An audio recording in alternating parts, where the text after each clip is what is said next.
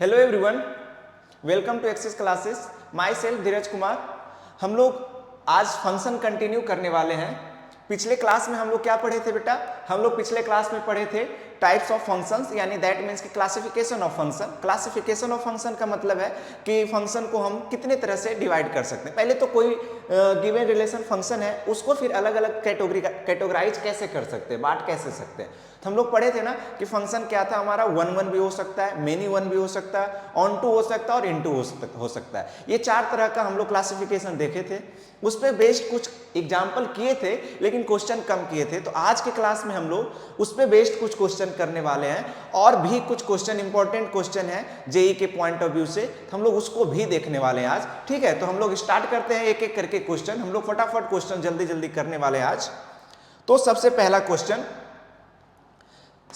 Question क्या है? Given यहां फंक्शन देखो है कि इफ द फंक्शन आर से ए डिफाइंड है, डोमेन हमारा ऑल रियल नंबर है और को डोमेन हमारा क्या है, सेट ए है। सेट ए डिफाइंड नहीं किया गया है। यहां गिवन है क्या, फंक्शन हमारा गिवन है x square divided by x square plus one is surjection then find a. यानी कि तुम्हें गिवन क्या है, फंक्शन जो हमारा वो सर्जेक्टिव है ऑलरेडी। पहले ये डेफिनेशन बताओ कि कोई भी फंक्शन सर्जेक्टिव होता था उसको चेक करने का तरीका क्या था, रूल क्या था।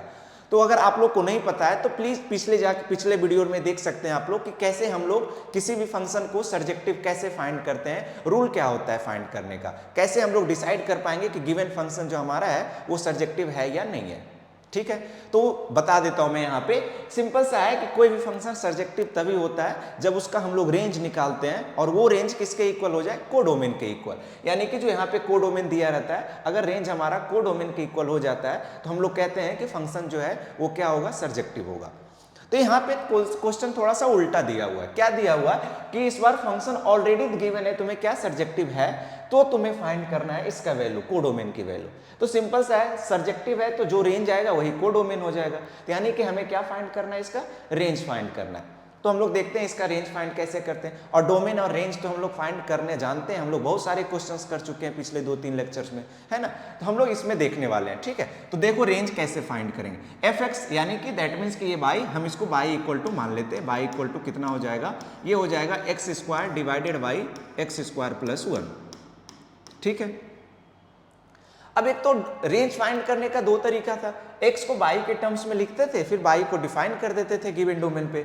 लेकिन हम लोग उससे आसान सा एक और सीखे थे कि गिवन फंक्शन, जो भी फंक्शन गिवन है उसमें कोई एक ऐसा फंक्शन होता था, सिंगल फंक्शन, जिसका रेंज हमें ऑलरेडी मालूम है और उसका रेंज का यूज करते हुए हम लोग पूरा फंक्शन की रेंज फाइंड करते थे। तो हम लोग यहाँ पे चूंकि ऑलरेडी हमें मालूम है एक्स स्क्वायर ऑलवेज जो होता है ग्रेटर देन इक्वल टू 0 होता है, हम उसका यूज करके हम रेंज फाइंड करेंगे इसमें, है ना। तो पहले इसको सिंगल फंक्शन में बना लेना, न्यूमरेटर डिनोमिनेटर में सिर्फ मुझे एक ही फंक्शन चाहिए कहीं पे भी। तो यहाँ पे अभी एक्स स्क्वायर ऊपर भी है नीचे भी है। इसको सिंगल में बनाने के लिए क्या करते हैं, देखो इसमें ये प्रैक्टिस करते करते आप लोग भी समझ जाइएगा कि हम लोग कैसे कौन सा मेथड अप्लाई करें, है ना। तो यहाँ पे देखेंगे अगर हम लोग इसमें +1 ऐड कर दें और -1 कर दें, कोई दिक्कत नहीं, सेम ही फंक्शन है, 1 से 1 कट जाएगा, सेम आ जाएगा। ठीक है, अब हम लोग क्या करेंगे, इस एक्स स्क्वायर प्लस वन को एक बार इसके साथ लेके जाएंगे और एक बार इसके साथ लेके जाएंगे, अलग अलग कर देंगे। तो यहाँ से आ जाएगा बाई इक्वल टू, देखो तो यहाँ से आ जाएगा, यहाँ पे 1 आ जाएगा और इधर आ जाएगा कितना, 1 upon divided by x square plus 1 आ जाएगा।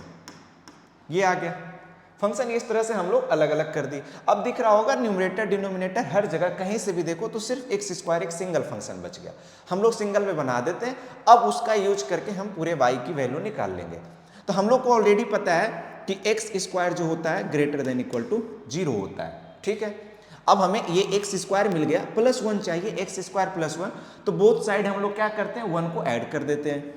1 को ऐड करेंगे तो कितना आ जाएगा, x square plus 1 greater than equal to कितना आ जाएगा, 1 आ जाएगा। अब यहाँ से देखो हम लोग इसको यूज करते हुए पूरा फंक्शन लेकर चले आएंगे। और कैसे लाएंगे, जो जो चाहिए नीड उसको ऐड सब्ट्रैक्ट या फिर रेसिप्रोकल करते करते हम लोग पूरे फंक्शन के पास पहुंच जाएंगे। तो अभी एक्स स्क्वायर मिला, +1 चाहिए, +1 को क्या किया मैंने, ऐड कर दिया।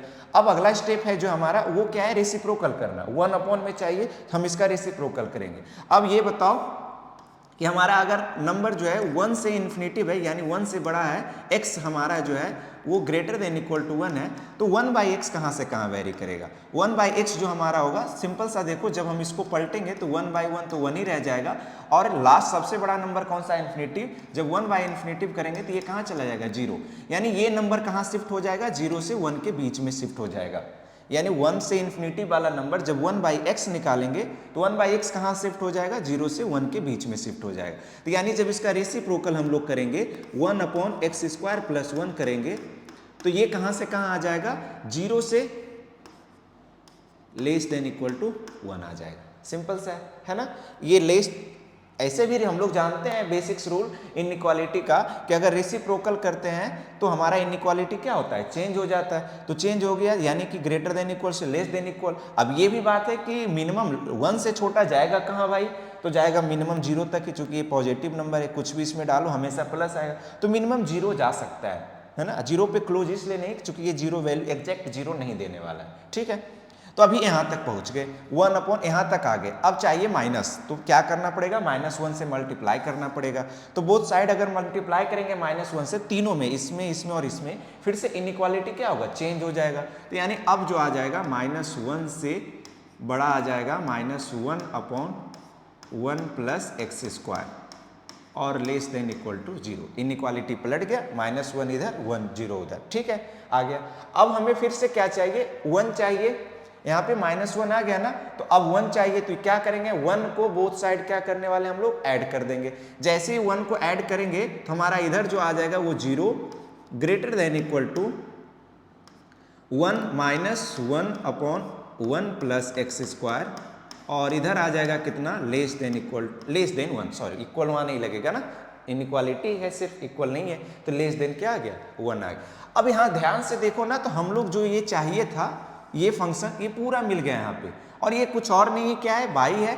दैट मीन्स कि हमारा वैल्यू जो है 0 से बड़ा y और लेस देन इक्वल टू 1, यानी कि y जो हमारा है, ये जो फंक्शन गिवन है, फंक्शन fx की वैल्यू, हम x कुछ भी ले रहे हैं, x की वैल्यू तुम कुछ भी लो, डोमेन यानी ऑल रियल नंबर लो, तो y की वैल्यू कहाँ से कहाँ वेरी कर रहा है? 0 से 1 के बीच में। दैट मीन्स कि इसका रेंज कितना हो गया? रेंज अगर देखा जाए तो रेंज हो गया हमारा क्लोज इंटरवल 0 से ओपन इंटरवल 1 तक, ये हो गया रेंज। अब हम लोग को पता है कि फंक्शन जो गिवन है वो क्या है? सर्जेक्शन है, यानी कि सर्जेक्टिव है। दैट मीन्स कि रेंज किसके इक्वल हो जाएगा? कोडोमेन के इक्वल, यानी कि सेट ए की वैल्यू क्या हो जाएगा? सेट ए यही हो जाएगा। दैट मीन्स कि सेट ए इक्वल टू हो जाएगा 0 से 1। आंसर आसान सा है ना? जब सर्जेक्टिव दे दे तो तुम्हें कुछ नहीं करना है, गिवन फंक्शन का रेंज निकालना है, और वो रेंज किसके इक्वल होता है? कोडोमेन के इक्वल। तो हम कोडोमेन फाइंड कर लेंगे, है ना? सिंपल सा है। चलो तो आगे बढ़ते हैं, नेक्स्ट क्वेश्चन पे हम लोग देखते हैं।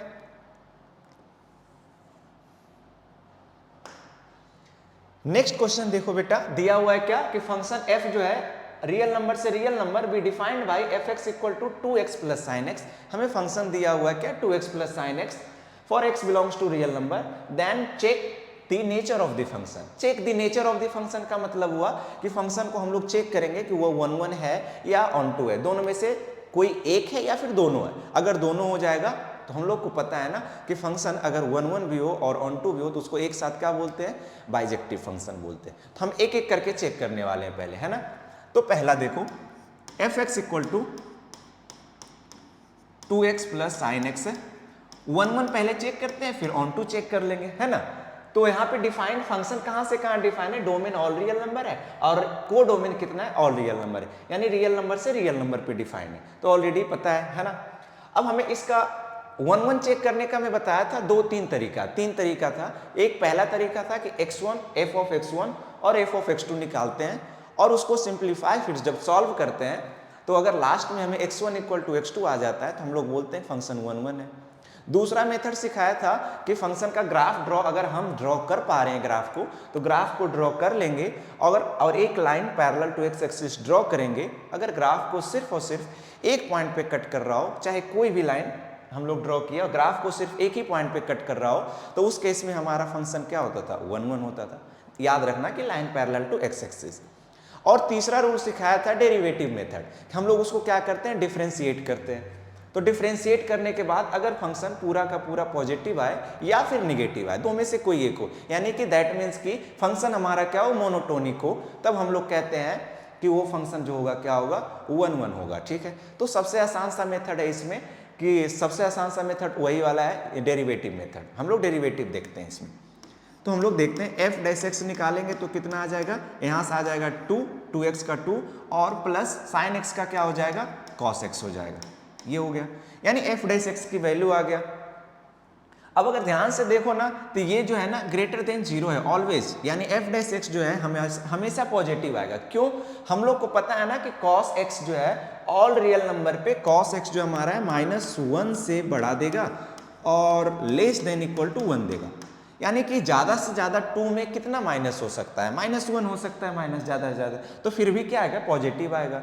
यानी कि 2 से तो ये कम ही आएगा हमेशा, -1 से 1 ही रहता है ना। तो अब इसमें अगर 2 में से कुछ भी माइनस करेंगे इसका वैल्यू, यानी मैक्सिमम हम लोग मैक्सिमम ही कितना माइनस कर पा रहे हैं, -1, तब वहाँ पे 1 बच रहा है। बाकी और केस में तो ज़्यादा ही बचेगा।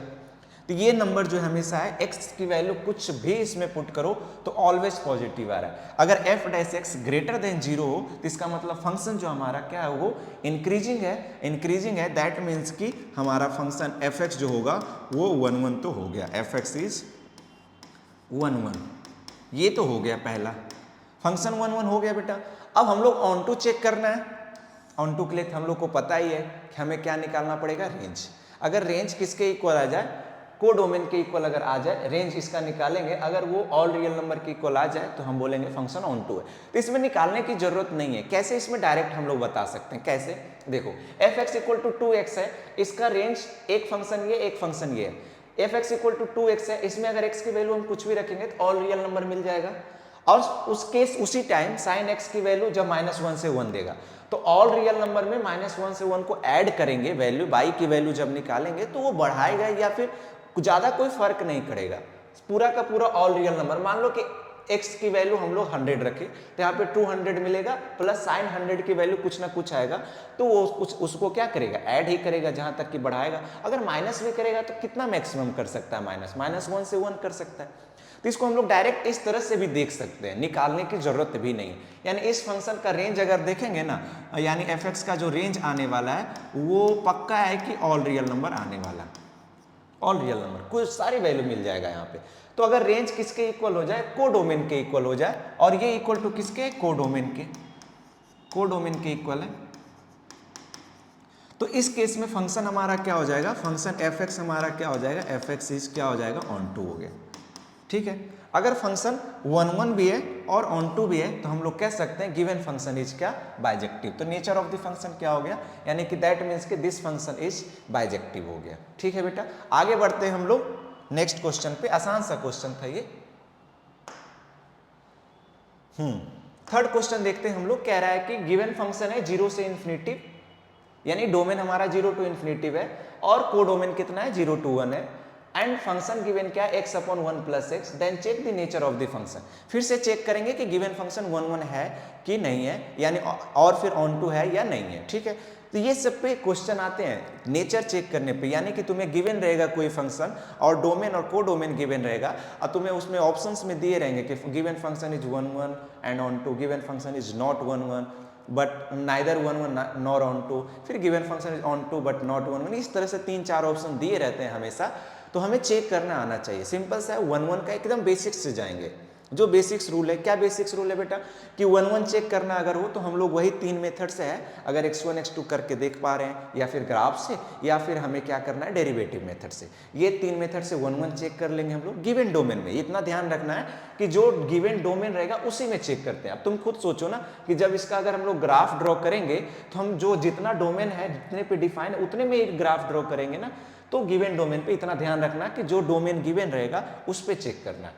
फिर ऑन टू चेक करना हो हमें क्या करना रहेगा, सिंपल सा उसका रेंज निकालना है। रेंज निकाल के देखेंगे, अगर कोडोमेन के इक्वल आ गया तो given function is onto भी हो जाएगा, अगर नहीं आया तो इनटू हो जाएगा। सिंपल सा है ना। तो हम लोग इसमें देखते हैं एक एक करके। तो सबसे पहले नेचर चेक करना है तो 1 1 चेक करेंगे। तो 1 1 के लिए हम लोग क्या करेंगे, f x equal to x/1 + x। इसमें डेरिवेटिव करेंगे तो कोसेंट रूल लगेगा, कर सकते हैं उससे भी, लेकिन इसमें मुझे आसान लग रहा है ये वाला मेथड कि f of x1 equal to f of x2, दोनों निकाल के देख लेंगे यहाँ से।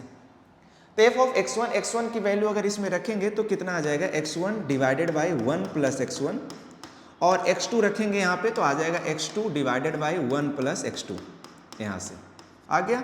अब इसको सॉल्व करना है तो क्या करेंगे, क्रॉस मल्टीप्लाई करेंगे तो यहाँ से देखो क्या आएगा, x1 और दिस इनटू आ जाएगा यहाँ पे x1 x2 इक्वल टू, इसको जब करेंगे तो कितना आ जाएगा, x2 plus x1 into x2 आ जाएगा, है ना। अब ये देखो x1 x2 से x1 x2 कैंसिल आउट हो जाएगा, क्या बच गया यहाँ से देखो x1 इक्वल टू x2। तो हम लोग ये रूल पढ़ते हैं ना कि अगर हम लोग x1 x2 पे दोनों फंक्शन की वैल्यू निकालते हैं और अपने मन से उसको इक्वेट करते हैं, पहले ही इक्वल करते हैं और सॉल्व करने के बाद अगर x1 और x2 दोनों इक्वल आ जाए तो गिवन फंक्शन इज क्या, 1 1। दैट मीन्स कि ये फंक्शन तो हमारा 1 1 तो हो गया, ये फंक्शन 1 1 है, ठीक है। अब ऑन टू चेक करना है, ऑन टू के लिए रेंज निकालना पड़ेगा। तो रेंज के लिए हम लोग कैसे करेंगे बताओ, y equal to x upon 1 plus x, ये गिवन है, ठीक है। इसको भी हम पीछे जैसे किए थे सॉल्व उस तरह से सॉल्व कर सकते हैं, या फिर x को y के टर्म्स में भी रख के कर सकते हैं, ठीक है। तो दो तरीका में से कोई, पिछले में हम लोग किए थे +1 -1 करके, उस तरीके से भी करेंगे तो कुछ ना कुछ आएगा। मैं इसको सॉल्व करके बताता हूँ x को y के टर्म्स में करके। तो x को y के टर्म्स में कैसे करेंगे, क्रॉस मल्टीप्लाई करेंगे बेटा, तो कितना आ जाएगा, y plus x y equal to x। अब क्या करना है, एक्स वाई को उधर लेके जाओ तो y इक्वल टू कितना आ जाएगा, x minus x y, x common ले लो वहाँ से तो यहाँ से आ जाएगा x इंटू 1 माइनस वाई, तो फिर डिवाइड कर दो तो x इक्वल टू हम लोग देख सकते हैं क्या आएगा, y अपॉन 1 माइनस वाई आ रहा है। अब चूंकि डोमेन हमारा 0 टू इन्फिनिटी भी है, इतना ध्यान रखना है कि डोमेन हमारा 0 टू इन्फिनिटी है, तो ये रेंज y की वैल्यू कितना देगा, y की वैल्यू यहाँ तो एक तो देख सकते हैं यहाँ से कि y not equal to 1, y की वैल्यू 1 तो नहीं आएगा, ठीक है। अब हमारा चूंकि डोमेन हमारा जो है सिर्फ पॉजिटिव लेना है तो y अपॉन 1 माइनस वाई, यहां से लग रहा होगा y ऑल रियल नंबर होना चाहिए, y की सारे के सारे वैल्यू आ जाएगा, लेकिन ऐसा नहीं है। हमें डोमेन डिफाइन कितना है, सिर्फ 0 टू इन्फिनिटी। तो 0 टू इन्फिनिटी में ये वाला वैल्यू कितना देगा, यहां से अगर इसको डिफाइन करें तो यहां से तो हमें दिख रहा है कि y 1 नहीं होना चाहिए, साथ साथ क्या होना चाहिए, y जो यहाँ से होना, y जो होगा बिलोंग्स टू रियल नंबर, कुछ भी ले सकते हैं यहाँ से, ऐसा लग रहा है देख के, है ना। अब चूंकि डोमेन हमारा डिफाइन है 0 टू इन्फिनिटी, तो देखो 0 टू इन्फिनिटी x की वैल्यू अगर हम 0 टू इन्फिनिटी ले रहे हैं तो y की वैल्यू क्या आ सकता है, उसके कोरस्पॉन्डिंग अगर हम लोग देखें तो y की वैल्यू अगर हम लोग मान लो कि y की वैल्यू अगर हम लोग प्लस में लेते हैं, मान लो 2 लेते हैं, चेक करते हैं हम लोग 1-2 एग्जाम्पल लेके, y की वैल्यू अगर 2 लिए तो 2 अपॉन -1 -2, x की वैल्यू -2 तो है नहीं, तो यानी यहाँ से हमें क्या लेना पड़ेगा, y की वैल्यू पॉजिटिव लेना पड़ेगा। अगर y मान लो कि 7 लिए, सॉरी y पॉजिटिव ही नहीं, सिर्फ y की वैल्यू कितना लेना पड़ेगा, यहाँ से ध्यान से देखो, इसको और अच्छे से थोड़ा सा डिफाइन करते हैं। x इक्वल टू y, यहाँ से नीचे कॉमन ले लो -1 तो यहाँ माइनस ऊपर चला जाएगा, यहाँ से आ जाएगा y -1, है ना। तो ये अगर हम लोग y की वैल्यू, अगर हम लोग चाहें क्या लेना पड़ेगा, y की वैल्यू देखो, अगर सिर्फ पॉजिटिव लेते हैं, y की वैल्यू कोई भी पॉजिटिव लेते हैं, यहाँ से देखो तो ये निगेटिव आ जाएगा और यहाँ पे क्या आ जाएगा, पॉजिटिव आ जाएगा, है ना। सिंपल सा, हम लोग को पता है ना x डोमेन जब 0 से इन्फिनिटी इसमें रखेंगे तो निगेटिव तो ये कभी नहीं देने वाला, यानी y तो निगेटिव तो कभी नहीं आने वाला है। y को सिर्फ क्या लेना पड़ेगा, पॉजिटिव लेना पड़ेगा, और वो भी y की वैल्यू ऐसा लेना है जो x की वैल्यू क्या हो उसमें, इसमें लाई करना चाहिए। तो देखो क्या हो सकता है यहाँ पे बताओ, तो इस मेथड से कंफ्यूजन हो रहा है इसमें, तो एक काम करते हैं, रुको एक सेकेंड, इस मेथड से हम लोग सॉल्व करते हैं। यहाँ से यहाँ पे हम लोग को पता है कि एक चीज पता है कि y नॉट इक्वल टू 1। अभी मैं इसको देखो यहाँ पे डिफाइन करने वाला हूँ, यहाँ से चलो इसको ऐसे ही रहने देता हूँ मैं,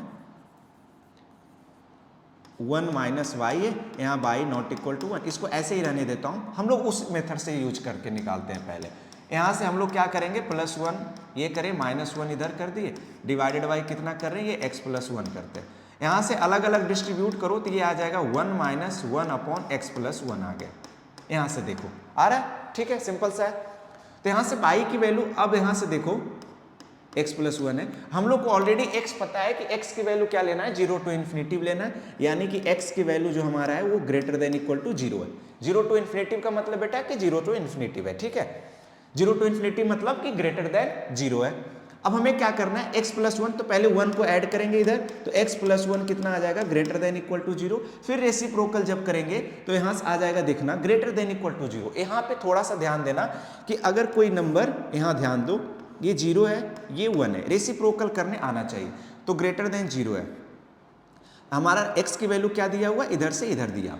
जब हम इसका रेसिप्रोकल करते हैं तो याद करो कि ये जो नंबर हमारा है 1 से इन्फिनिटी वाला नंबर है, वो शिफ्ट होके आ जाता है 0 से 1 के बीच में, और 0 से 1 वाला नंबर का रेसिप्रोकल लेंगे तो ये शिफ्ट हो जाता है, इस साइड हो जाता है ना, 0 से 1 के। तो यानी कि जब हम कोई नंबर अगर ग्रेटर देन 0 हो, ग्रेटर देन 0 हो, ग्रेटर देन इक्वल टू, तो हमारा जब 1/x लेंगे ना, 1/x जो आएगा वो वाला वैल्यू जो आएगा वो कितना आएगा, वो भी आएगा इन्फिनिटिव, 0 से इन्फिनिटिव आएगा। क्यों? क्योंकि x 0 से इन्फिनिटिव था। जब रेसिप्रोकल की तो ये नंबर इधर शिफ्ट हो गया और ये नंबर इधर शिफ्ट हो गया, यानी 1/x भी आएगा क्या, ग्रेटर देन 0। सिर्फ इसमें 0 नहीं आ सकता है क्योंकि 1/∞ टेंड्स टू 0 होता है, एग्जैक्ट 0 नहीं होता है। तो यानी 1/x की वैल्यू जो आएगा वो ग्रेटर देन 0, यानी इसका वैल्यू अगर हम लोग करें 1/x प्लस 1 की वैल्यू, तो ये भी क्या आएगा, ग्रेटर देन 0 आएगा। नहीं तो तुम ऐसे अगर इतना कंफ्यूजन है ना, हम लोग को पता है कि 0 से बड़ा है x और लेस देन क्या, इन्फिनिटिव है, ठीक है। जब रेसिप्रोकल करेंगे, जब इसको डिनोमिनेटर में लेके जाएंगे तो इनइक्वालिटी चेंज हो जाता है इस तरह से। अब इक्वालिटी तो रहेगा नहीं, 1/0 हो जाएगा और ये हो जाएगा 1/∞। अब 1/0 कितना होता है, इन्फिनिटिव, 1/x, और ये क्या हो जाएगा, 0 हो जाएगा। यानी 1/x कहाँ से कहाँ वेरी कर रहा है, 0 टू इन्फिनिटी वेरी कर रहा है। 1/x कहाँ से कहाँ हो जाएगा, 0 टू ग्रेटर देन 0 हो जाएगा। अब उसके बाद अगला देखो, यहाँ पे हमारा ये 1/x प्लस, फिर माइनस लगाएंगे, जैसे ही माइनस लगाएंगे इनइक्वालिटी चेंज, यानी कि -1/x प्लस 1 क्या आ जाएगा, लेस देन 0 आ जाएगा। फिर 1 को ऐड कर देंगे बोथ साइड, तो यहाँ से देखो कितना आ जाएगा, 1 minus less than equal to 1 आ जाएगा। अब लेस देन इक्वल टू 1 कहाँ तक जा सकता है, हम लोग यहाँ से देख सकते हैं कि ये निगेटिव तो कभी नहीं आने वाला है इस गिवन डोमेन पे, तो ये इसका वैल्यू क्या आने वाला है, 0 to 1 आने वाला है। एग्जैक्ट 1 आएगा कभी क्या, x की वैल्यू जब 0 रखेंगे तो 0/0 आ सकता है वैल्यू, तो मिनिमम कितना देगा, 0 देगा। यानी कि 1/1 - x प्लस 1 कितना आ रहा है, 0 से 1 आ रहा है।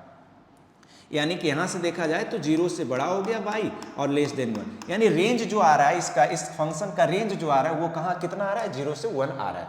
तो अब यहां से भी देखो, अगर हम लोग डिफाइन करें तो तुम ध्यान से देखना, इस फंक्शन को अगर पॉजिटिव लेते हैं y की वैल्यू, वो भी दो तरह का पॉजिटिव, एक 0 से 1 का नंबर लो, एक 1 से इन्फिनिटी वाला लो। 1 से अगर जैसे ही बड़ा लेंगे हम नंबर, 1 से बड़ा लेने जाएंगे तो ये पॉजिटिव आएगा, लेकिन ये नीचे निगेटिव, तो पॉजिटिव अपॉन निगेटिव निगेटिव होगा, तो x तो निगेटिव लेना ही नहीं है, तो x की वैल्यू प्लस में भी नहीं ले सकते हम लोग, 1 से बड़ा नहीं ले सकते। अगर मान लो कि फिर 0 से छोटा निगेटिव नंबर लेते हैं, 3 तरह का नंबर होता है ना, 0 है, ये 1 है, अगर एक लो 0 से निगेटिव वाला, एक 0 से 1 वाला, एक 1 से इन्फिनिटी वाला, तो 0 से इन्फिनिटी अगर इसमें रख के देखो, यानी -2 रख के देते हैं, तो -2 डिवाइडेड बाई +3 हो जाएगा, फिर से निगेटिव, यानी इधर वाला भी नहीं लेना, इधर वाला नहीं, यानी हमें सिर्फ लेना पड़ेगा 0 to 1। अब इसमें भी देखो 0 ले सकते हैं, हाँ ले सकते हैं, 0 लेंगे y की वैल्यू तो 0/1, x की वैल्यू 0, तो 0 है इसमें, y की वैल्यू अगर 1 लेते हैं इसमें तो 1/0, डिनोमिनेटर में 0 आ जाएगा, y की वैल्यू 1 लेना नहीं है, यानी इस केस से भी हम लोग देख सकते हैं y का वैल्यू हम लोग क्या लेना पड़ेगा, 0 to 1 लेना पड़ेगा, यहां से भी देख सकते हैं। दोनों जगह से हम लोग निकाल के देख लिए, तो इस फंक्शन का जो ये गिवन फंक्शन है, ये देखो लग रहा था देखने में कितना छोटा क्वेश्चन, लेकिन हम लोग जब रेसिप्रोकल करते हैं या फिर डिफाइन करते हैं, इसीलिए कहता हूं ना कि डोमेन रेंज जो होता है ना, हमें निकालना पड़ता है गिवन डोमेन के लिए, यानी रेंज जो होता है वो गिवन डोमेन पे डिफाइन। अगर ये ऑल रियल नंबर होता ना तो हम लोग डायरेक्ट इसको लिख सकते थे, y belongs to all real number except 1। अगर डोमेन यहाँ पे मान लो जैसे दिया हुआ है 0 to इन्फिनिटी दिया हुआ है, अगर ये दिया होता ऑल रियल नंबर से दिस दिया होता, ये दिया होता हमारा, ठीक है, 0 to 1, तब मुझे कोई दिक्कत नहीं था। ऑल रियल नंबर है तो हम डायरेक्ट यहाँ पे for x belongs to all real number, y belongs to all real number होगा एक्सेप्ट 1, यानी रेंज कितना आ जाता है, ऑल रियल नंबर -1, और ये डिफाइन होगा इसमें 0 से 1 नहीं, कोई और फंक्शन, इसमें फिर कोडोमेन भी हमारा क्या होता, कुछ ऑल रियल नंबर पे डिफाइन करना पड़ता है हमारा, तो रेंज जो आता है इसका क्या आता है, सबसेट आता है। तो चूंकि हमारा जो डिफाइन है डोमेन, इसके करस्पॉन्डिंग लेंगे तो रेंज निकालना पड़ेगा, डोमेन के करस्पॉन्डिंग रेंज आता है, ठीक है। तो दोनों मेथड से देख लिए, एक x को y के टर्म्स में करके और एक जो वो सिंपल सा मेथड है जो गिवन x की वैल्यू से हम पूरे डोमेन रेंज निकाल सकते हैं, ठीक है। आसान से है दोनों जगह से। तो यहां से क्या पता चल गया कि फंक्शन 1 1 भी है और रेंज हमारा चूंकि 0 से 1 आया है वो इसके इक्वल आ रहा है, तो यानी फंक्शन ऑन टू भी है, यानी कि दैट मीन्स कि given function is 1 1 and onto both हो जाएगा। सिंपल सा है ना। चलो आगे बढ़ते हैं हम लोग। फोर्थ नंबर क्वेश्चन अगर देखें तो क्या गिवन है कि फंक्शन f जो है r से r भी है function such that fx equal to this then the discuss the nature of the function. ये तो आसान सा फंक्शन, इसमें कुछ लिखने की जरूरत नहीं है। कुछ कुछ फंक्शन को हम डायरेक्ट बता सकते हैं कि 1 1 होगा कि 1 2। इसको बाई ग्राफिकल मेथड देखें तो fx इक्वल टू ये क्यूबिक फंक्शन है ना, प्लस साइन x जो भी आएगा कुछ ना कुछ तो ऐड करेगा उस ग्राफ में। ये x cube plus x square plus 3x cubic function है। हम लोग पढ़े हैं ना कि ऑड फंक्शन जो होता है, कोई भी ऑड फंक्शन थर्ड क्वाड्रेंट से फर्स्ट क्वाड्रेंट यानी कि माइनस इन्फिनिटिव से प्लस इन्फिनिटिव की जाता है। ये y equal to x cube का ग्राफ है, सिर्फ y equal to x cube का। लेकिन एक्स क्यूब हो, x5 हो, x7 हो, यानी कि ऑड डिग्री का पॉलिनोमियल अगर हो तो हमारा ग्राफ पता है कि निगेटिव माइनस इन्फिनिटिव से प्लस इन्फिनिटिव की ओर जाता है। तो यहाँ से हम लोग देख सकते हैं कि line parallel to x axis अगर ड्रॉ किए तो हमेशा एक ही जगह कट करेगा, है ना। तो इस केस में हम लोग डायरेक्ट कह सकते हैं कि फंक्शन 1 1 तो है। अगर फंक्शन 1 1 है और यहाँ से साथ साथ ग्राफ से, इसमें डायरेक्ट ग्राफ मेथड से कर सकते हैं। और हम लोग को पता है चूंकि ये माइनस इन्फिनिटिव से प्लस इन्फिनिटिव जाता है और डिग्री पॉलिनोमियल, तो हमारा यानी कि इसका जो रेंज आने वाला है वो माइनस इन्फिनिटिव से प्लस इन्फिनिटिव, यानी दैट मीन्स की रियल नंबर। तो रेंज हमारा देखो कोडोमेन के इक्वल आ गया। तो इसका मतलब ये फंक्शन जो है गिवन फंक्शन 1 1 एंड 1 2 बोथ हो जाएगा, यानी कि ये फंक्शन f(x) हमारा क्या है, बाइजेक्टिव फंक्शन है। आसान सा है। चलो आगे बढ़ते हैं। इसमें हम लोग डायरेक्ट ग्राफ मेथड से कर सकते हैं। नेक्स्ट हम लोग अगर देखें find the range of the function, इसका रेंज फाइंड करना है। हम लोग इसको सॉल्व शायद पिछले क्लास में कर चुके हैं, यानी पिछले शायद फर्स्ट या सेकंड क्लास में, सेकंड लेक्चर में शायद इसको हम लोग कर चुके हैं। तो ये फंक्शन की रेंज फाइंड करना है, तो ये आसान सा है। इसमें हम लोग वो ये वाला मैं थोड़ा सा हिंट दे देता हूँ, बाकी आप लोग सॉल्व कर लीजिएगा। ये x square minus x plus 1 है यहाँ पे, और यहाँ पे कितना है, एक्स स्क्वायर प्लस एक्स है और प्लस 1 है। हमें क्या करना है, x को y के टर्म्स में लिखना है। उसके लिए हमें पहले मल्टीप्लाई करना पड़ेगा, क्रॉस मल्टीप्लाई। तो यहाँ से अगर देखो तो आएगा x square y plus x y और प्लस वाई इक्वल टू आ जाएगा x square minus x plus 1 आ जाएगा। सबको इस साइड लेके आ जाओ। तो यहाँ से जब एक्स स्क्वायर को इधर लेकर आएंगे तो हो जाएगा y minus 1 into x square, y minus 1 into x square. x को इधर लेके आ जाओ तो हो जाएगा y प्लस 1 इंटू एक्स, और 1 को भी इधर लेके आओ तो हो जाएगा y माइनस 1 इक्वल टू 0।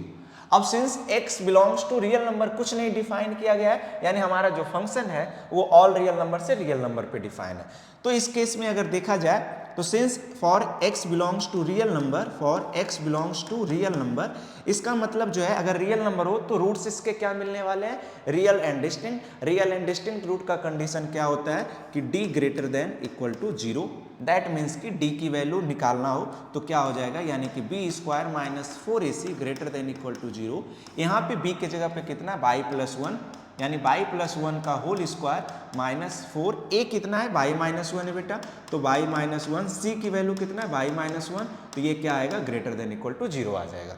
तो ये हमारा गिवन है। अब ये मतलब कि d greater than equal to 0 define कर दिया मैंने। अब इसको क्या है, इसको क्वाड्रेटिक इक्वेशन बनेगा, फैक्टर बनेगा। अब हम लोग इस इनइक्वालिटी को सॉल्व करेंगे। जो y की वैल्यू आएगा वो गिवन फंक्शन का क्या हो जाएगा, रेंज हो जाएगा। आई होप कि आपको समझ में आया होगा। आगे बढ़ते हैं। नेक्स्ट, ये हम लोग कर चुके हैं पीछे क्लास में, इसलिए यहाँ पे जल्दी सब कर दिया। अब हम लोग नेक्स्ट क्वेश्चन देखते हैं। Find the range of this function f(x) equal to, ये फंक्शन गिवन है f(x) equal to 1/2x minus 1। सिर्फ इसका रेंज फाइंड करना है। तो यहाँ पे लिखेंगे y इक्वल टू, देखना 1/2 इंटू कॉस एक्स माइनस 1। ये लग रहा होगा कितना आसान सा क्वेश्चन है, बट इसमें कहाँ फंसते हैं बच्चे, कहाँ दिक्कत आएगी वो हम लोग देखते हैं। अब इसका रेंज निकालना तो x को y के टर्म्स में लिखना थोड़ा सा डिफिकल्ट है इसमें, क्योंकि कॉस है, इन्वर्स वगैरह आ जाएगा। तो हम लोग इसको फिर दूसरा मेथड जो है रेंज निकालने का, कि गिवन फंक्शन में से किसी एक का अगर हमें पता हो तो उसका यूज करके रेंज निकाल सकते हैं। तो इसमें हमें ऑलरेडी पता है कि cos x कहाँ से कहाँ वेरी करता है, cos x करता है -1 से 1 करता है कि नहीं, ठीक है। cos x की वैल्यू -1 से 1 हो गया। अब हमें क्या लाना है, 2 लाना है, तो 2 से मल्टीप्लाई कर दो बेटा, तो कितना आ जाएगा, -2 से बड़ा cos 2x, ये सॉरी 2 cos x और लेस देन इक्वल टू कितना आ जाएगा, 2 आ जाएगा। फिर क्या करना है, -1 लाना है, तो 2 cos x -1 के लिए -1 सबको में माइनस कर देंगे, तो यहाँ से -1 को क्या करना है, देखो यहाँ पे -1 2 cos x सब में तरफ -1 को ऐड कर दिया, तो इधर से कितना आ जाएगा 2 -1, या अगर बोला जाए तो -3 से बड़ा हो गया 2 cos x -1 और लेस देन इक्वल टू कितना हो गया, 1 हो गया। अभी हम लोग फंक्शन के बाई के पास नहीं पहुंचे, बाई के लिए हमें 1/this चाहिए, तो फिर से इसका रेसिप्रोकल लेंगे। हमें जब अब यहाँ से फंसेगा क्या कि चूंकि हमारा 2 cos x -1 कहाँ से कहाँ वेरी कर रहा है, -3 से 1 की ओर वेरी कर रहा है और बीच में कहीं आता है 0। तो जब हम रेसिप्रोकल लेंगे, अगर तुम देख लो, अगर -3 से बड़ा हो x और लेस देन इक्वल टू 1 हो, तो हम जब 1/x निकालेंगे ना, तो इसमें 2 पार्ट आता है। एक पार्ट आता है, देखो कैसे, इसको पहले हम 2 पार्ट्स में डिवाइड करेंगे कि -3 से बड़ा x और लेस देन 0, और दूसरा 0 से बड़ा x और लेस देन 1।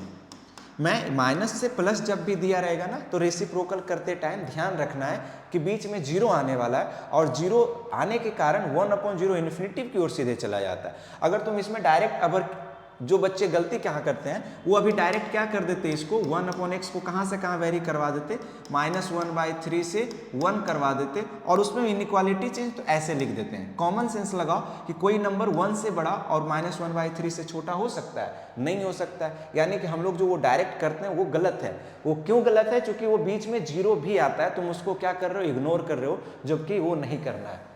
तो हम इस तरह का जब भी माइनस से प्लस दिया हो, तो हम लोग दोनों में देखे थे बेसिक्स, जो हम लोग पढ़े थे एक क्लास में, हम लोग पिछले क्लास में हम लोग पढ़े थे कि अगर नेगेटिव से पॉजिटिव हो तो हम लोग जब स्क्वायरिंग करते हैं तब भी फंसता है बात, वहाँ पे भी ध्यान देना होता है, और जब हम रेसिप्रोकल करते हैं तब भी फंस जाता है, तो वहाँ पे भी हम लोग ध्यान देना पड़ता है।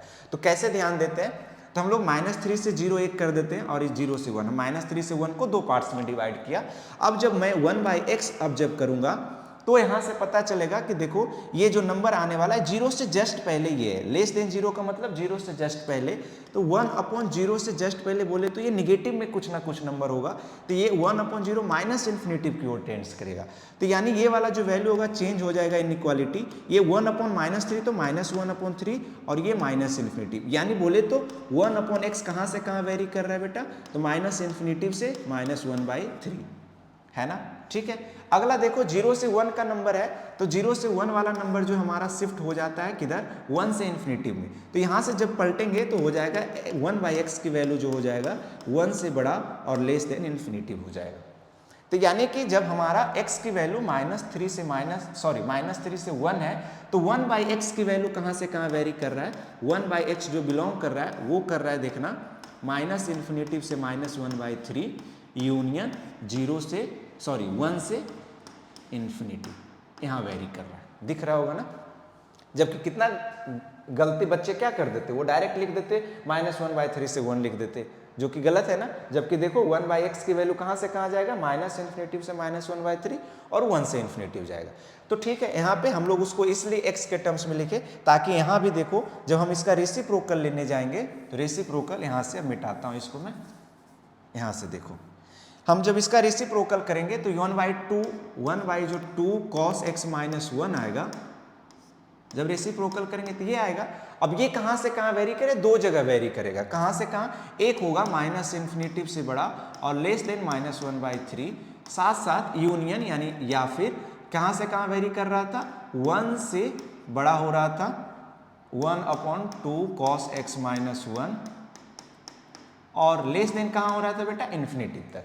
यानी कि, और ये क्या है, बाई की वैल्यू है, दैट मीन्स कि रेंज जो हमारा होने वाला है, बाई और का मतलब होता है यूनियन, यानी बाई जो बिलोंग करने वाला है, रेंज जो होने वाला है वो कहाँ से कहाँ, -∞ से -1/3 ओपन इंटरवल यूनियन, और ये कहाँ से कहाँ जाएगा, 1 से इन्फिनिटिव जाएगा।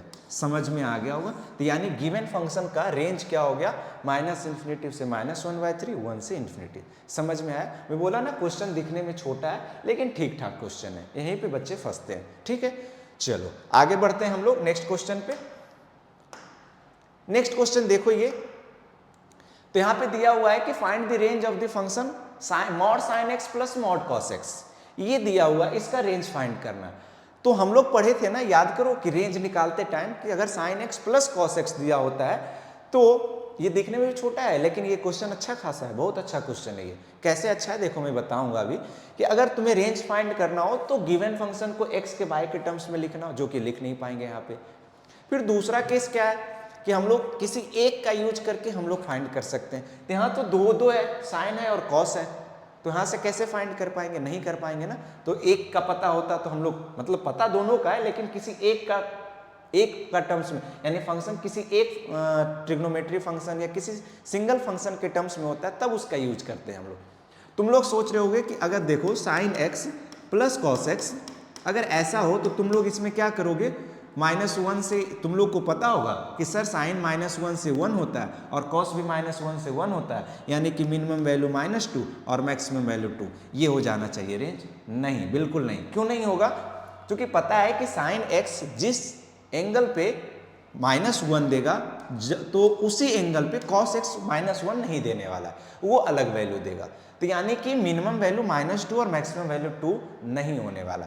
तो हम लोग इसके लिए याद करो कि हम लोग जब ट्रिग्नोमेट्री फंक्शन भी जब पढ़ते थे, या फिर हम जो हम लोग पिछले 2-3 क्लास पहले जो पढ़े थे रेंज निकालना, तो उसमें एक फंक्शन था ना sign x plus cos x के टर्म्स में, अगर ऐसा हो तो इसको, या फिर 11th में हम लोग पढ़े थे क्या कि अगर ऐसा दिया हो a sin x plus b cos x, तो इसको हम सिंगल फंक्शन में कैसे चेंज करते हैं। तो यहाँ पे a के जगह पे 1 है और b के जगह पे भी कितना है, 1 है, तो हम लोग root over of a square plus b square, यानी कि 1 का स्क्वायर प्लस 1 का स्क्वायर से √2 से हम लोग क्या करते हैं, इसमें मल्टीप्लाई और डिवाइड करते हैं। यानी कि एक इस तरह से हम लोग जो दिया रहता है, ये 1 हो गया, ये 1 हो गया और ये हो जाएगा √2, इसको हम लोग थीटा मान लेते हैं, तो cos theta equal to 1/√2, sine theta equal to 1/√2। तो एक काम करते हैं, इसमें हम लोग क्या करते हैं, √2 से मल्टीप्लाई और √2 से डिवाइड करते हैं, तो सिंगल फंक्शन में चेंज हो जाता है ना। तो यहाँ पे जब ऐसा तब करते हैं जब sign x plus cos x होता है तो, बट यहाँ पे और फंसा दिया, इसके आगे भी फंसा है। क्या फंसा है कि मॉड दे दिया, यहाँ पे भी मॉड। अब हम लोग ये वाला लगा नहीं सकते हैं √a² प्लस b स्क्वायर वाला, तब इसमें हम लोग क्या करते हैं, तो देखो हम लोग इसमें क्या करेंगे, तो y equal to mod sine x plus mod cos x, यहाँ पे दिया हुआ है मॉड कॉस एक्स। हम इसको क्या करते हैं, पहले इसका स्क्वायर करते हैं। स्क्वायर करने से फायदा क्या होगा, देखना कि y square, both side square अगर कर दिए तो ये हो जाएगा, मॉड का स्क्वायर करने पे मॉड तो हट जाएगा, कोई दिक्कत है नहीं, तो ये हो जाएगा साइन स्क्वायर एक्स और a square plus b square बोले तो यहाँ से कॉस स्क्वायर एक्स और plus 2 into mod sine x और इंटू मॉड कॉस एक्स, ये आ जाएगा।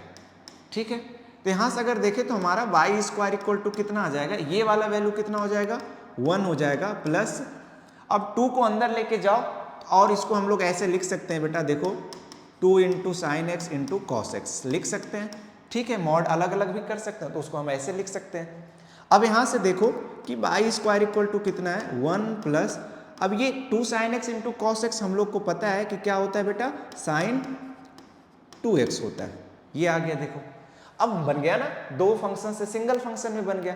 अब चाहे वो साइन एक्स हो, चाहे साइन 2x हो, चाहे साइन 3x हो, हम लोग को पता है कि वो कहाँ से कहाँ वेरी करता है। साइन फंक्शन कुछ भी हो, साइन हमेशा -1 से 1 वेरी करता है, बट इस केस में मॉड है तो निगेटिव तो जाएगा नहीं, तो यानी मिनिमम वैल्यू कितना आएगा, 0 और मैक्सिमम वैल्यू 1। यानी कि हम लोग कह सकते हैं कि मॉड साइन 2x जो होगा वो कहाँ से कहाँ वेरी करेगा बेटा, तो 0 से 1 के बीच में वेरी करेगा, 0 से 1।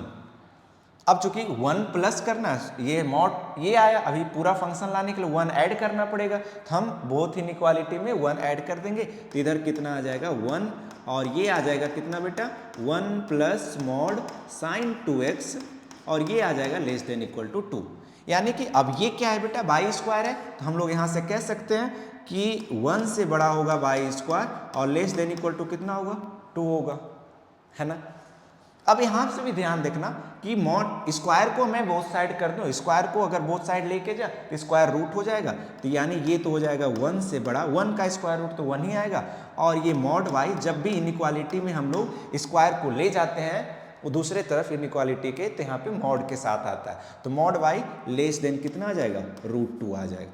अब इस इनइक्वालिटी को ये नहीं, हम लोग अभी भी नहीं कह सकते हैं वाई की वैल्यू 1 से √2 है, नहीं कह सकते हैं। इसमें भी ध्यान देना कि क्या होगा, यहाँ मॉड बाई दो इनइक्वालिटी, एक बार इसको सॉल्व करेंगे फिर एक बार इसको सॉल्व करेंगे, दोनों अलग अलग करेंगे। तो जब सबसे पहला हम लोग करते हैं mod y less than equal to √2, अगर कोई नंबर mod y less than equal to a है तो बाई कहाँ से कहाँ वेरी करता है, तो -√2 से y और √2 तक जाएगा।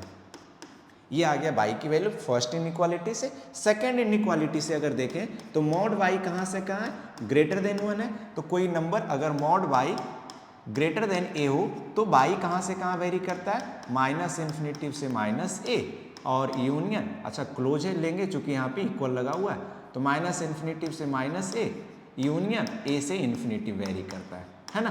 तो यानी कि यहाँ से बाई की वैल्यू कितना आ जाएगा बेटा, तो -∞ से -1 और यूनियन 1 से इन्फिनिटी, ठीक है आ गया। तो अब चूंकि एक सॉल्यूशन ये आया और दूसरा ये वाला आया, और चूंकि हमें एक साथ इनइक्वालिटी को सेटिस्फाई करवाना है तो हमें क्या लेना पड़ेगा, कॉमन लेना पड़ेगा। अगर दोनों जगह से कॉमन अगर देखो तो तुम्हें पता चलेगा कि एक है यहाँ पे -√2 है, इधर कहीं पे -1 होगा, इधर कहीं 1 होगा, इधर कहीं √2 होगा। तो पहला जो इनइक्वालिटी है बाई की वैल्यू है वो -√2 से √2 तक है, और दूसरा देखो तो वो है एक इधर वाला और एक जो है 1 से इधर वाला। तो कॉमन पार्ट देखोगे तो पता चलेगा कि -√2 से -1 और 1 से √2, यानी कि दैट मीन्स कि हम लोग अगर रेंज लिखे यहाँ पे तो रेंज कितना आ जाएगा, रेंज यानी कि बाई जो करेगा बिलोंग्स कहाँ से कहाँ करेगा, -√2 से -1 दोनों पे क्लोज यूनियन फिर 1 से √2, ये आ जाएगा फाइनल तुम्हारा रेंज। तो इनइक्वालिटी सॉल्व करने में बच्चे फंसते हैं, इसलिए ये अच्छा क्वेश्चन हो जाता है, ठीक है। ये अच्छा क्वेश्चन से आप लोग ध्यान से इसको सॉल्व कीजिएगा, ठीक है। आगे बढ़ते हैं बेटा नेक्स्ट क्वेश्चन पे। नेक्स्ट क्वेश्चन देखो, इसका सॉल्यूशन फाइंड करना। जब भी इस तरह का फंक्शन दिया हो ना, एक देखो ट्रिग्नोमेट्रिक फंक्शन है, एक यहाँ पे अलजेब्रिक, दैट मीन्स कि लीनियर फंक्शन है। जब भी दो अलग अलग फंक्शन हो ना तो इसको हम लोग आपस में सॉल्व करके तो नहीं फाइंड कर पाते हैं, तो इस तरह के फंक्शन को हम लोग बाई ग्राफिकल मेथड से सॉल्व करते हैं। तो ग्राफ मेथड से अगर देखा जाए तो sin x का तो ग्राफ में ड्रॉ, दोनों का एक ही ग्राफ पे यानी एक ही प्लेन पे हम लोग दोनों का ग्राफ ड्रॉ करेंगे, है ना। एक ही दो एक्स और y axis, same x axis और वाई एक्सिस पे दोनों का एक साथ ग्राफ ड्रॉ करेंगे। और इक्वल होने का मतलब ये इक्वल टू ये कब होगा, जहां जहां पे दोनों ग्राफ कट करेगा। सिंपल सा देखो ना, तुम ऐसे भी समझोगे, मान लो कोई ग्राफ है और ये कोई ग्राफ है, दोनों फंक्शन इक्वल का मतलब बाई की वैल्यू दोनों सेम कब देगा, जब जहां पे वो कट कर रहा होगा। इस एक्स के करस्पॉन्डिंग बाई की वैल्यू क्या आ रहा है, सेम आ रहा है दोनों का। यानी सिंपल सा नंबर ऑफ सॉल्यूशन फाइंड करने का मतलब है कि दोनों कितने जगह पे इंटरसेक्ट कर रहे हैं, है ना। ऐसे क्वेश्चंस आते हैं।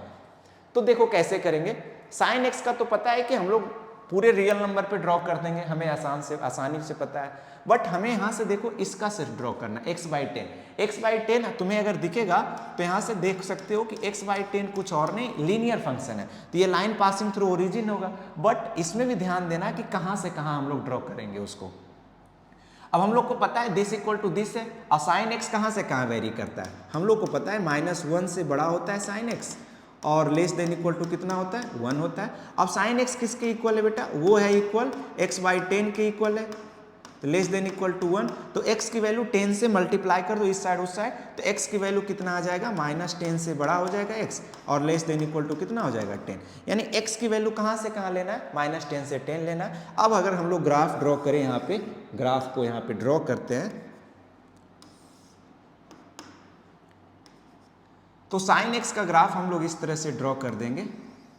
sin x की ग्राफ, ये 0 आएगा, ये कितना आता है बेटा, पाई आता है, ये 2 पाई और ये 3 पाई। ओ अभी और आगे जाना पड़ेगा, हमें कहाँ तक लेना है, -10 से 10 तक लेना है। तो हमें थोड़ा सा और इसको आगे ड्रॉ करना है। इधर थोड़ा सा देखो, हम लोग थोड़ा सा और बड़ा सा ग्राफ ड्रॉ करते हैं। इधर हमें -10 से 10 तो थोड़ा छोटा छोटा कर देते हैं, 2 3 4 इस तरह से चलता जाएगा। और इधर देखें तो 1 2 3 4 इस तरह से, एग्जैक्ट नहीं है लेकिन एक रफ ग्राफ हम लोग ड्रॉ करना है, रफ ग्राफ। ये फाइनल वैल्यू जो कितना देने वाला है, ये 1 पे, यहाँ हम लोग फाइनली यहाँ पता है कि ये 1 आने वाला है, और नीचे कितना जाएगा बेटा, यहाँ पे -1 तक जाएगा। -1 से 1 के बीच का ग्राफ है। ये हो गया y equal to sine x का ग्राफ। और x/10 का ग्राफ अगर ड्रॉ करें तो वो होगा पासिंग थ्रू लाइन, एक स्ट्रेट लाइन, लेकिन कहाँ से कहाँ, ये 0 है बेटा, ये पाई है, ये हमारा 2 पाई है, ये क्या है हमारा 3 पाई है, और ये कहीं पे हमारा जो है वो 4 पाई है। अगर इधर से देखें तो ये -पाई है, ये -2 पाई है, और ये देखो तो -3 पाई है, और इधर कितना आ जाएगा, -4 पाई आ जाएगा। ठीक है, और 10 की वैल्यू 3 पाई से जस्ट बड़ा, 3 पाई दैट मीन्स कि 3 पाई की वैल्यू 3.14 होता है, तो यानी कि ये 9.42 है। तो यानी कि 10 जो है इसके जस्ट बाद ही कहीं इधर मान लेते हैं कि कहीं 10 आ रहा है, ये x की वैल्यू 10 है, और -10 की वैल्यू भी यहाँ पे कहीं होगा, -10 इधर होगा। यानी कि ग्राफ तुम्हें कहाँ से कहाँ ड्रॉ करना है। अब यहाँ से देखो y इक्वल टू हमारा क्या है, x/10 है। अब x की वैल्यू जब 10 लेंगे तो 10/10 क्या आएगा, उस केस पे 1 आएगा, यानी इस केस पे y की वैल्यू 1, यानी कि पॉइंट ये हो जाएगा हमारा, इसके कॉरस्पॉन्डिंग ये 1 है। ये 10, x की वैल्यू जब 10 लिए तो y1 ये हो गया, और जब x की वैल्यू -10 लेंगे तो तो यहाँ पे ये वाला पॉइंट आ जाएगा -10, यहाँ पे कितना आ जाएगा बेटा, -1 आ जाएगा। तो -10 रखेंगे तो -10/10 -1, यानी हम जो है इसका जो ग्राफ ड्रॉ करेंगे y इक्वल टू x/10 का, इस पॉइंट से लेकर के इस पॉइंट तक का ग्राफ ड्रॉ करना है। अब हम लोग को पता है कि चूंकि लीनियर है, वो भी 0,0 इसको सेटिस्फाई कर रहा है, यानी कि ये लाइन जो होगा पासिंग थ्रू ओरिजिन है, यानी जब इसका ग्राफ ड्रॉ करने जाएंगे तो इस तरह से आएगा बेटा। देखना थोड़ा सा इधर टेढ़ा मेढ़ा हो जाए, कोई दिक्कत नहीं है, ये आ गया। यानी जब स्ट्रेट लाइन एक ड्रॉ करेंगे तो यहाँ से यहाँ तक जाएगा। ये हो गया, दोनों ग्राफ को मैंने ड्रॉ कर दिया, प्लॉट कर दिया। अब देखना है नंबर ऑफ सॉल्यूशन कि ये ग्राफ दोनों एक दूसरे को इंटरसेक्ट कितने पॉइंट पे कर रहे हैं। तो देखो पता चलेगा, एक सॉल्यूशन यहाँ से मिलेगा, दूसरा यहाँ से मिलेगा, तीसरा यहाँ से, चौथा ओरिजिन पे, पांचवा, छठा और सातवां। तो नंबर ऑफ सॉल्यूशंस कितने हो गए बेटा इसका, 7, यानी आंसर इसका कितना हो जाएगा, 7 हो जाएगा। ठीक है, आई होप कि आप लोग को समझ में आ गया होगा। हम लोग आगे बढ़ते हैं इसमें। नंबर ऑफ सॉल्यूशन इसका भी फाइंड करना है, सेम तरीका है इसका। इसका अगर देखोगे तो साइन x जो आने वाला है वो उसका ग्राफ, और ये x² + x + 1। अगर तुम उसको गौर से देखो ना, साइन x इक्वल टू, ये इसको अगर देखो तो x² + x + 1, ये इसका डिस्क्रिमिनेंट जो है <0 है, d <0 आएगा इसका।